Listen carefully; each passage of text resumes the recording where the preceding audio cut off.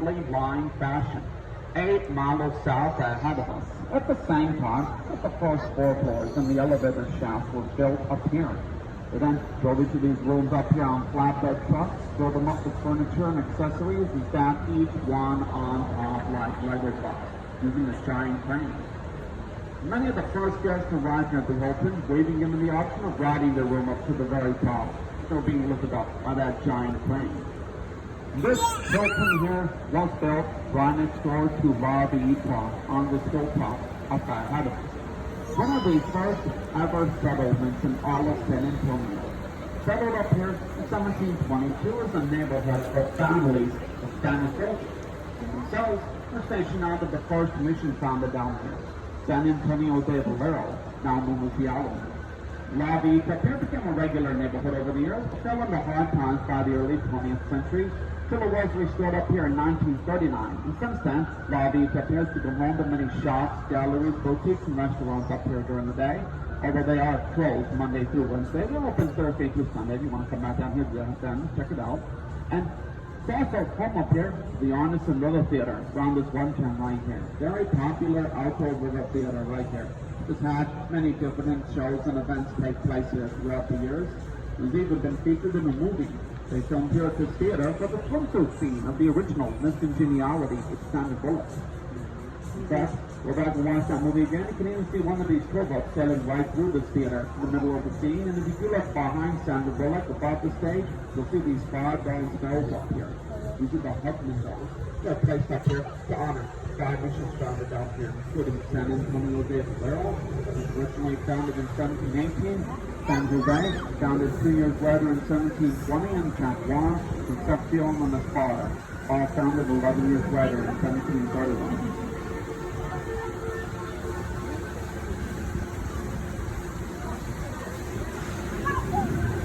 Now just past the Arneson River Theater, coming up to the water battle here, we're going to show by a sculpture here. This depicts marriage cattle gather that used to come to the town in the mid-1800s. Back when San Antonio was a big travel and nursing town for the arrival of the railroad in 1877. And this picture here sits right in front of the virtual Western Art Museum. Itself having been founded in 2013, named in honor of Dolph Driscoll Jr., former governor of Texas, who himself had an extensive collection of wild Western art and memorabilia collected on the inside of this museum to this day, including Santa Anna's ceremonial dagger, one of Ponce Villa's battles, firearm on the Battle of the Alamo, and also a neat little recorded live interview with the architect, Kevin Kelsey, who designed that picture behind it. And just past it, we're sailing underneath some of these Christmas lights that are hanging down from these trees right here. City actually starts putting up these Christmas lights all along the Riverwalk, beginning in early mid-September of each year. It takes them a few months to bring them up along the entire Riverwalk. It's usually the first evening after Thanksgiving when they have a holiday boat parade along the river. But they then light up the entire Riverwalk each evening for the rest of November, December, and usually for the first full week of January.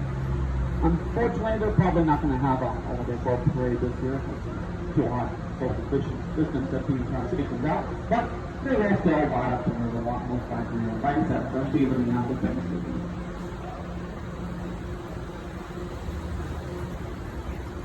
Now, coming up to the water bottle, then we're going to sail by this diamond-shaped iron sculpture right here. This is Mausoleum's Table. It was placed here in 1991 to honor the 300th anniversary of that first Catholic Mass that was held along this river, which once again was on June 13th, 1691, by the missionary Damien Mausoleum, hence Mausoleum's Table. It sits right on top of Marriage Island here, with our outcropping of land, so named because it's a popular place to get married out right here. Just past Marriage Island, up by Handy Harbor, we're going to sail underneath the old mill crossings here. So named because of the old Nat Lewis Mill, which was founded here in 1845. It used to grind grain for many of the citizens in the mid to late 1800s. Thus marks were ahead of us, the last major crossing along the river, or horse drawn too, before the arrival of the automobile in San Antonio. Marks will sail by the Westin Hotel to the right of our boat here. Itself the last major hotel to ever open along the Riverwalk in the last century. Opened in November of 1999 and decorated on the inside with furniture from the 17th century European council. This Western Hotel here is just across the river from the Tower Life building, way up to the left of our building, the sky right here. This very popular fixture in the San Antonio skyline right here. Opened to the public on June 1st, 1929. The Smith & Young Tower, named after its original owners, Smith Brothers, their lawyer, J.W. Young, who wanted to build this big, huge complex of buildings on the whole area of land to our left. State plan would be similar to New York City's Rockefeller Center. So we're going to call that project Bowens Island skyscrapers with the Smith & Young Tower here as the centerpiece. Unfortunately, once again, this building opened to the public on June 1st, 1929. Stock market crash just a few months later. Smith & Young went bankrupt, had to sell this property. Eventually, it switched hands over the years, and since then, it's come home up here to the Tower Life Insurance Company, hence the Tower Life building. Now, briefly, it was headquarters here for the U.S. Army during World War II, with General Dwight D. Eisenhower stationed on the 7th floor when he received a phone call about Pearl Harbor being attacked.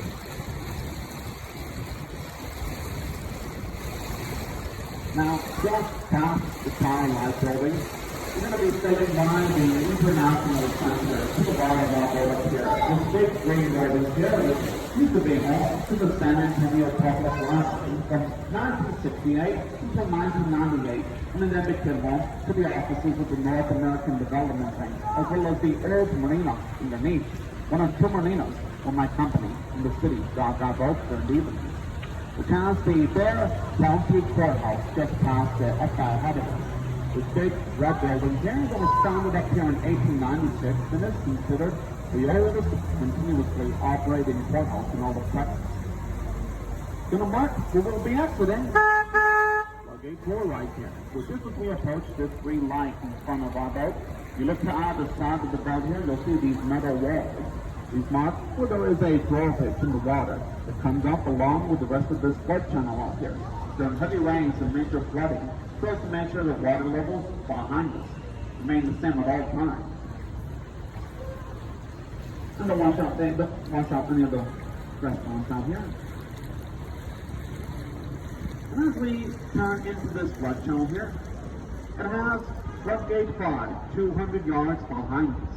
Top of a waterfall down there, which has the new marina off to the right side of it. That waterfall down there is about 15 feet deep, with the river walk continuing on down past that waterfall, alongside the backs of the homes in the King Williams district. Lovely old German neighborhood down there. It's very popular. Take a nice leisurely stroll through during the day. Although it is only a very small sliver of the San Antonio River itself. San Antonio River itself actually begins about 4 miles north ahead of our boat at the University of the Incarnate Word, at a small little fountain known as the Blue Hole, which comes out of the ground in the former springs in the upper bottom. The San Antonio River begins at that Blue Hole, flows down here, and continues on down south behind us for 180 miles till it empties into the Guadalupe River, just about 2 miles from the San Antonio Bay, which then empties into the Gulf of Mexico. We are not in natural water. Originally, the river would flow down here. They're all pouring right up ahead of us. The river is now floodgate 3, so all the way to the portion area of the river and come up behind us. And floodgate 4 is to this day. To the bottom of our up here, there's still by the Joy Plaza Hotel. This building here used to be the Alamo Sand building, but it became the Joy Plaza back in 2007. Donated the sidewalk to the city. Serves as a shortcut between floodgate 4 and 3. Marks where this all used to be land here. City dug it up here all the way down to 15 feet deep and north and built this bypass flood channel here from the mid-1920s in response to a flood that our city suffered from on September 9, 1921. Flood that was so bad that some business leaders at the time even pressured city leaders to people with their worshiping areas of the river and turn it into a sewer. Luckily, San Antonio Conservation Society was founded around this time in 1924 by 2 women, Rena Malvern Green and Emily Evans, who themselves went before city commissioners in 1924 and performed a puppet show of the goose that laid the golden eggs, pleading with the city leaders not to kill the goose that will lay the golden eggs of the city of San Antonio. They were successful in convincing the city leaders not to take over the bush area of the river, which is what we're going to re-enter into here, cutting off the north channel ahead of us, which our tour boats don't go up, as it's mostly just residential office buildings up here. A whole lot more quiet and peaceful, not as much to talk about these tour boats. But before we go back into the bush area of the river, you look directly ahead of our boat. At the corner up here, you'll see the largest and oldest tree along the entire river. They're 9 stories tall and over 300 years old. Known as the Ben Marlin Sausage Tree or Ben Marlin Sausage Tree, in honor of Benjamin Rush Marlin, one of the heroes of the Texan Revolution, and the leader of the Texas rebellious forces for the first half of the Battle of Bear, the final battle of the Texan Revolution before the Battle of the Alamo. The Battle of Bear took place on December 5th until December 9th of 1835. Third day of battle, December 7th, Benjamin Rush Marlin was standing just across the river to the left of our boat over here, where he was shot and killed from what a lot of people said must have been from a sniper from up in the branches of this tree right here. Hence the reason why they call it the Ben Marlin Sausage Tree or Ben Marlin Sausage Tree to this day.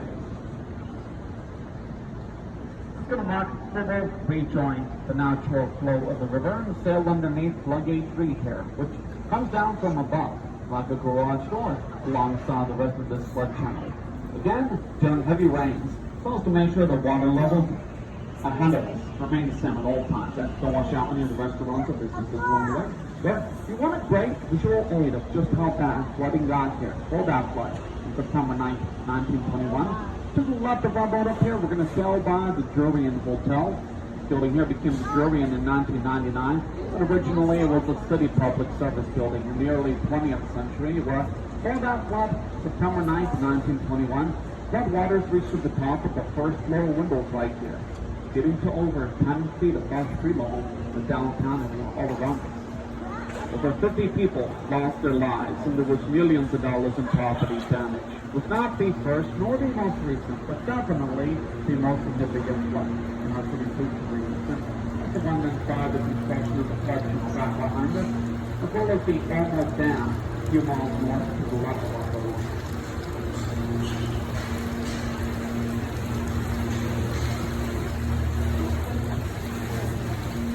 Now, coming up to the water bottle here, we're going to go by the Aztec Theater. It's called the last Aztec themed theater, the entire state of Texas. Founded here in 1926 as a silent movie theater, changed its format over the years, however, fell under hard time, eventually closed down in the 80s. The city almost tore this building down to the San Antonio Conservation Society, were able to purchase the property, restoring the orphanage a few years back.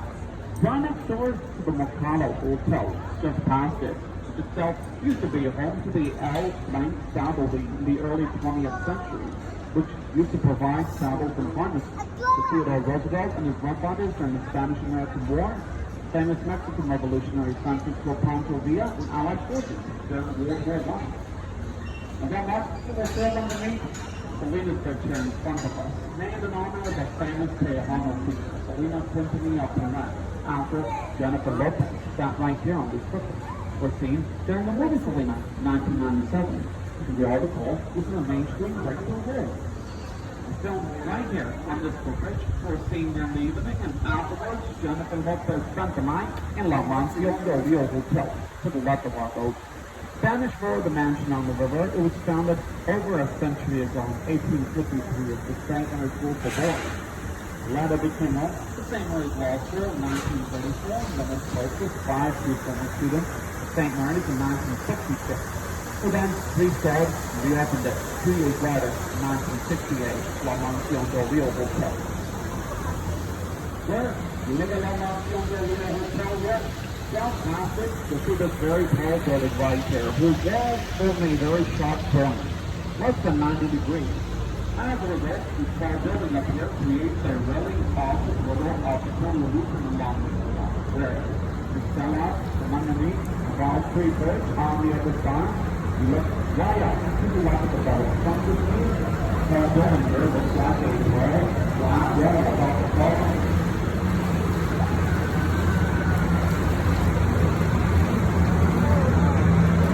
This right here is the Nick General Hospital. The town, the first full-service, fully air-conditioned hospital in the entire United States.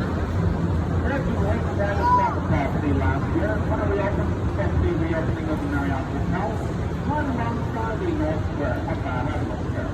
While it's on the sea, not licensed with us all around the campus along the way. Right in the heart of the North Square is the Hyatt Regency Hotel up in front of our boat above Spencer Street. It has the Alamo just on the other side of it. As a result, the Hyatt is only 15 floors tall. Wanted to make it taller when they founded it in 1981.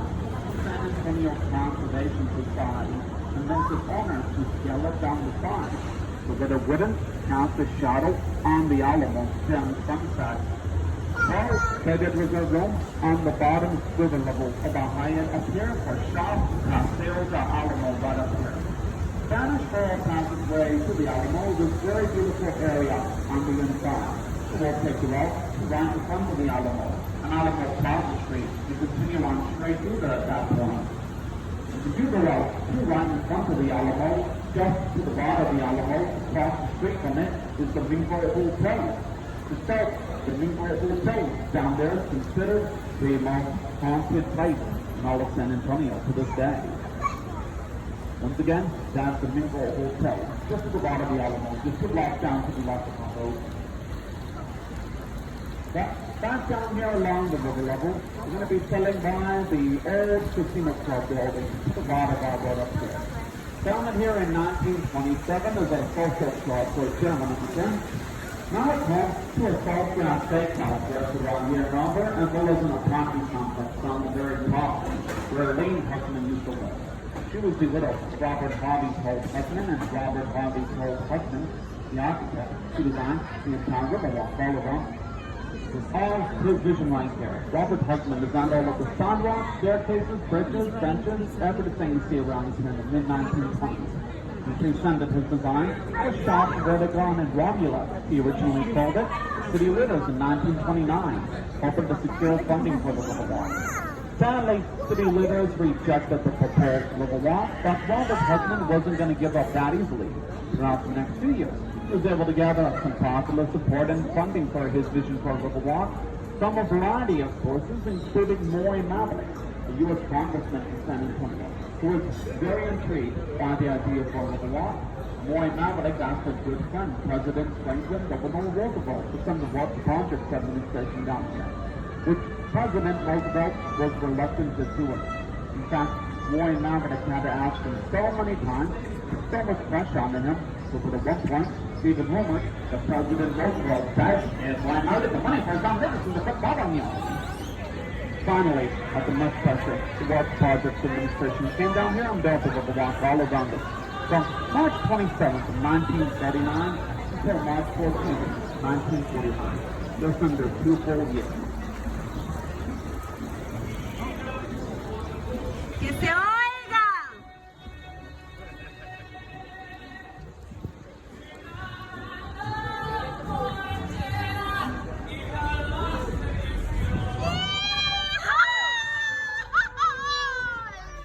¡Que viva México!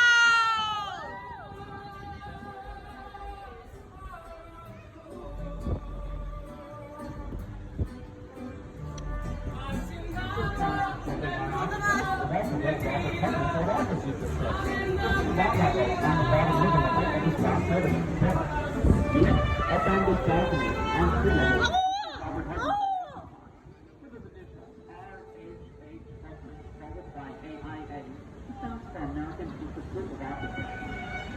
You look at Robert Huckman's old office sign, just out the next, you'll see a bust of Robert Huckman, facing the staircase here as well.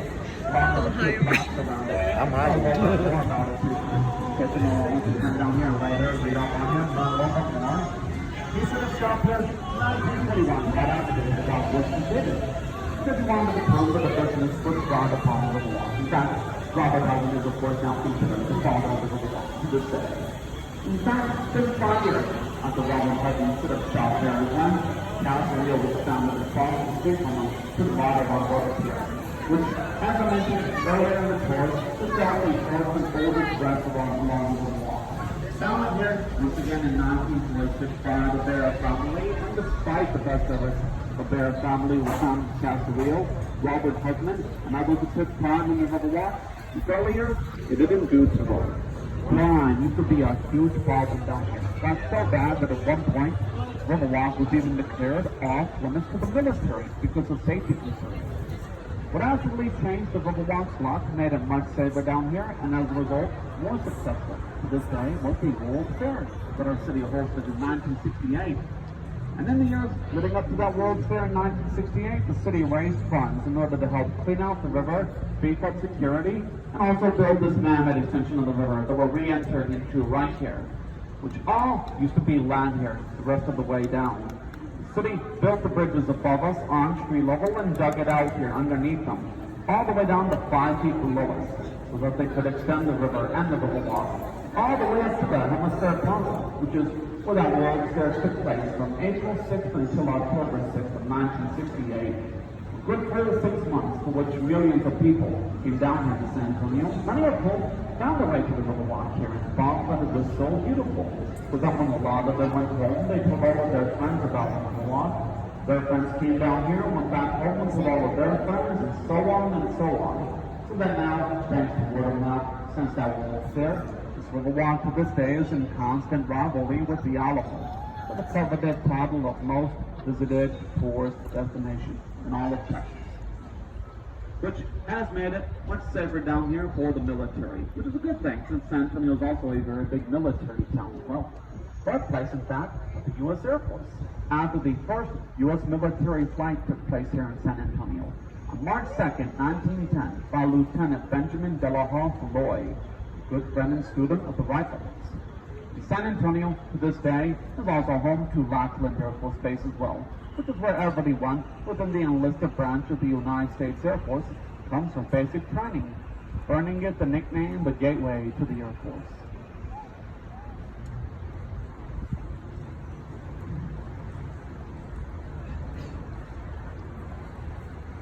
Now, around this one turn here, if you look up to the right of the boat, through the trees in the sky here, you'll see what was a centerpiece for the World Fair in '68. The Tower of America is right up here. Founded here that year in 1968, and at the time it stood as the tallest freestanding tower in the entire United States of America. This is 750 feet at the top of the antenna, just a little bit taller than the Seattle Space Needle. It retained that title as tallest freestanding tower in the United States of America for a good 28 years, until the Stratosphere in Las Vegas was founded in 1996. That Tower of America though is still open up there to this day. If you're walking up there during the day, they have a nice little gift shop, cafe, and 4-dimensional movie theater on street level. Well, there's an elevator that will take you up to the very top. And you have a bar, observation deck, and restaurant that rotates around once per hour.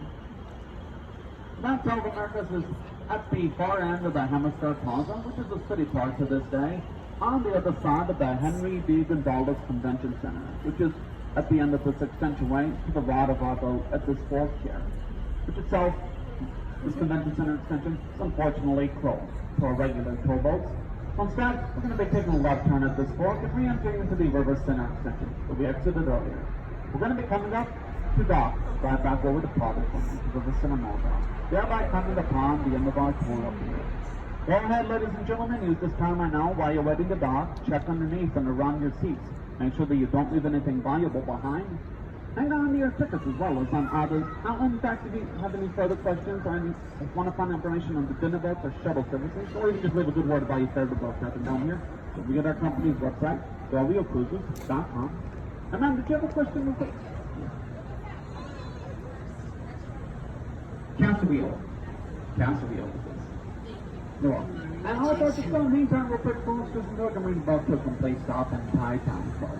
At which point, hope you all had a wonderful time here today. Found my tour very informative and enjoyable. And if you do appreciate my work, I'll let you know that for a job well done, our boat captain are, of course, allowed to accept your tips and your tours, which are greatly appreciated. Other than that, I hope you all enjoy the rest of your stay here in my lovely city. And I wish you all a wonderful and a wonderful day.